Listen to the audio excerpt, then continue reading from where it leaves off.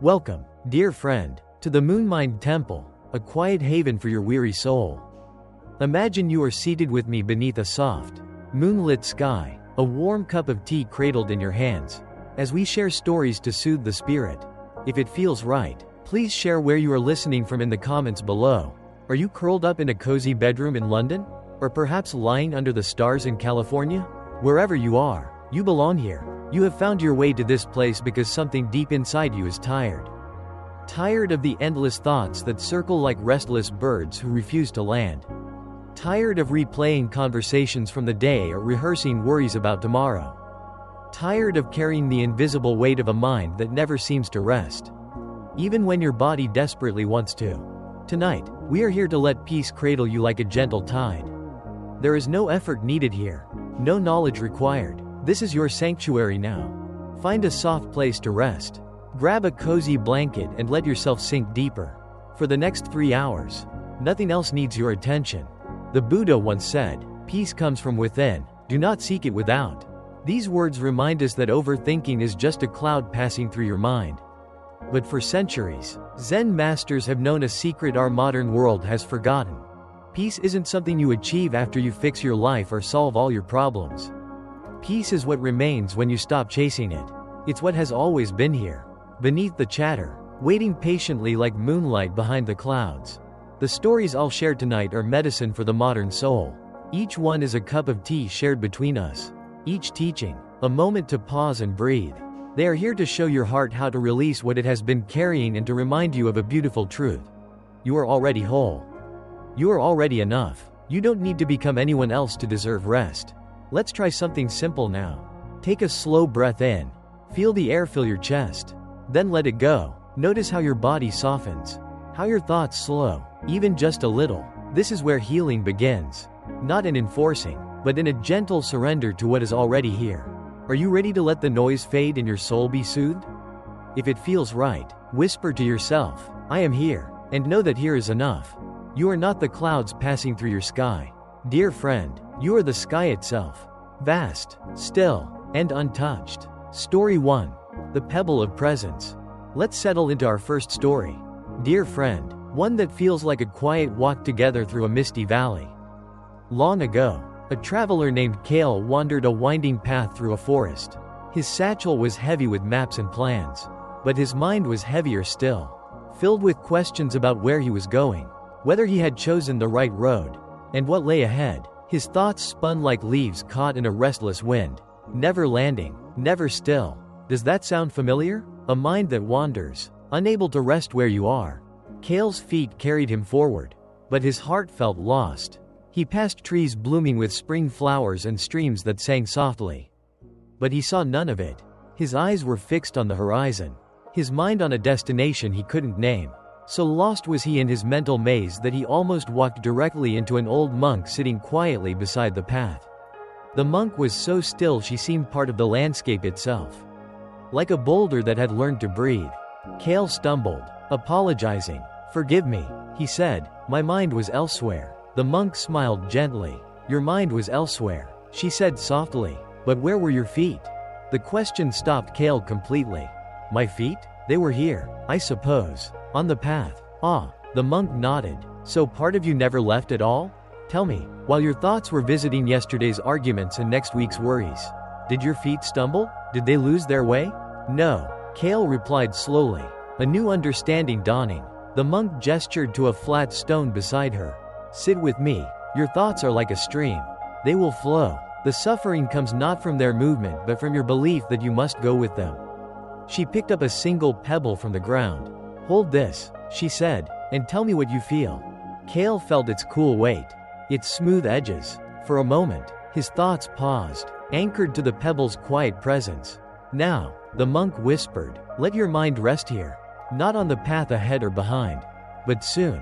His thoughts drifted again to tomorrow's journey, to past mistakes. The monk saw his struggle and said, "Don't fight your thoughts. You are not your thoughts. You are the awareness that can observe them. You are the sky, vast and still. They are just clouds passing through." This story reminds us of a truth the Buddha shared. Whatever a monk keeps pursuing with his thinking and pondering, that becomes the inclination of his awareness. These words, like a friend's quiet guidance, remind us that overthinking pulls us from this moment, like Kale chasing a horizon he couldn't reach. But when we pause, when we notice what's here, a pebble, a breath, a heartbeat, we stop feeding the noise. The mind doesn't need to be forced quiet. It needs permission to rest. Story 2. The Worry Basket. Come closer, dear friend, as we settle into another story, like sharing a warm cup of tea by a fireside. In a village cradled by rolling hills, there lived a woman named Laya who carried a woven basket wherever she went. This wasn't a basket for apples or bread. It held her worries. Each day she added to it a sharp word from a neighbor, a fear about the next harvest, a memory of a choice she regretted years ago. The basket grew heavier, pulling her shoulders down, slowing her steps until she moved as if through mud. Have you ever carried a load like Laya's, dear friend? A weight of thoughts, guilt, fear, or what ifs that seems impossible to set down. Laya's village was a place of simple beauty. Wildflowers danced in the breeze, and a river wound through the hills, its water singing softly over smooth stones. But Laya's eyes were fixed on her basket, her mind lost in its tangled contents. She didn't see the flowers or hear the river. Her world was the weight she carried, the worries that whispered she wasn't enough. One afternoon, weary and worn, she paused by the riverbank and noticed an old gardener tending a small patch of earth. He looked up and saw Laya's strained face, her basket clutched tightly. "Why carry such a heavy load?" he asked, his voice gentle as the breeze. Laya sighed. "These are my worries," she said. "If I let them go, how will I know what to do about them?" The gardener smiled. He pointed to a flower. "See this bloom," he said. "It fades today, and another will grow tomorrow. Nothing lasts forever. Not flowers, not worries, not even this moment." He knelt, scooping a handful of warm soil from the ground. "Hold this," he said, placing it in her palm. Laya felt the soil's soft weight. "Your worries are like this soil," the gardener said. "They feel solid, but they crumble when you stop gripping them so tightly." He nodded toward the river. "Choose one worry, just one, and imagine placing it in the water." Laya hesitated, her heart racing. She thought of a small worry and pictured setting it on the river's surface. In her mind, the water carried it away, the worry shrinking until it vanished around a bend. Her chest felt a little lighter, her breath a little deeper. This story holds a truth the Buddha shared. All that we are is the result of what we have thought. The mind is everything. What we think, we become. These words remind us that our thoughts shape our burdens. When we cling to worries, we carry their weight. When we let them go, we make room for peace. This is impermanence. Nothing stays. Story 3. The Simple Brushstroke.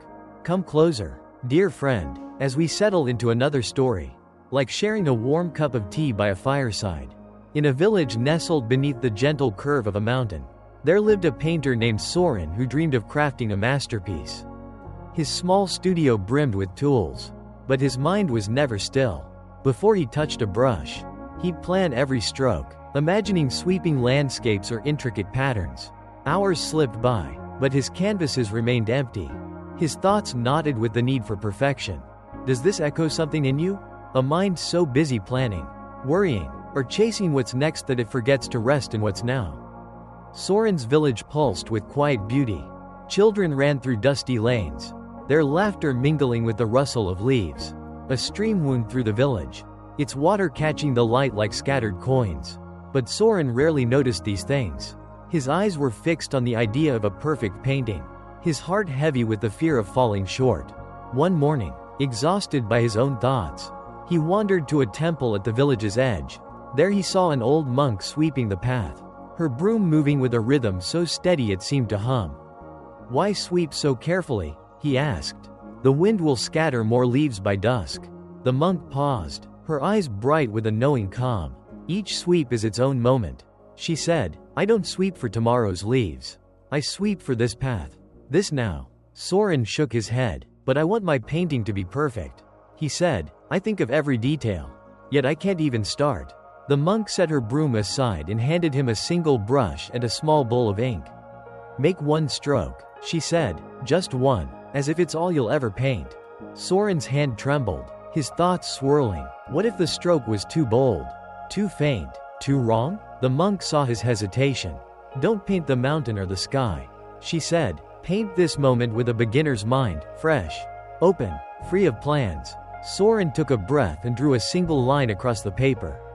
It wasn't perfect, but it was alive, complete in its simplicity. For the first time, his chest felt light, as if the brush had swept away his need to control. He looked at the monk, his eyes wide. That felt enough, he said. This story carries a truth the Buddha shared. With our thoughts, we make the world. These words remind us that overthinking weaves a world of complexity, of striving for a perfection that keeps us stuck. A beginner's mind, open and unburdened, sees each moment as new. It's not about silencing thoughts, but meeting them with simplicity, letting them be enough as they are. Story 4. The Four Noble Truths. Come, let's sit together as if by a tranquil lake, its waters calm under a sky brushed with twilight. In a time long past, in a city alive with the hum of life, there lived a young seeker named Aaron, whose heart carried a quiet ache. The city pulsed around him, but Aaron felt weighed down. His mind was a whirl of worries, fears for his family's future, and a nagging sense that he'd never find his place. His thoughts spun like a cartwheel stuck in mud, endlessly turning, never free.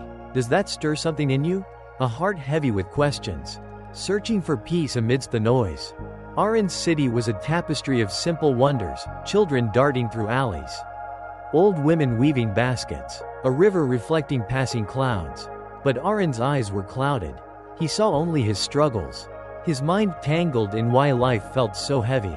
One evening, exhausted from carrying this unseen weight, he wandered beyond the city to a grove where a teacher sat, surrounded by listeners, her voice steady as a stream over stones. "Why do I suffer?" he asked, the words spilling from a heart too full. The teacher looked at him, her eyes kind yet piercing, like moonlight cutting through fog.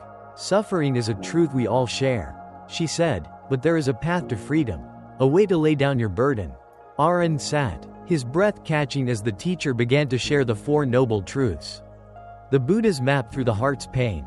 "The first truth," she said, "is that suffering exists. It's the ache you feel, the worry that keeps you awake, the longing for life to be different." Aaron nodded, recognizing his own pain. "The second truth is that suffering has a cause. Craving, the desperate clinging to what we want or the pushing away of what we fear. Look how a bird struggles, fighting harder to be free," she said. "Your mind does this, Aaron. It clings to hopes and regrets. But there is hope," the teacher said, her voice like a lantern in the dark. "The third truth is that suffering can end, not by changing the world, but by letting go of craving, by resting in what is." Aaron's eyes widened, a spark of possibility igniting. Could freedom be so close?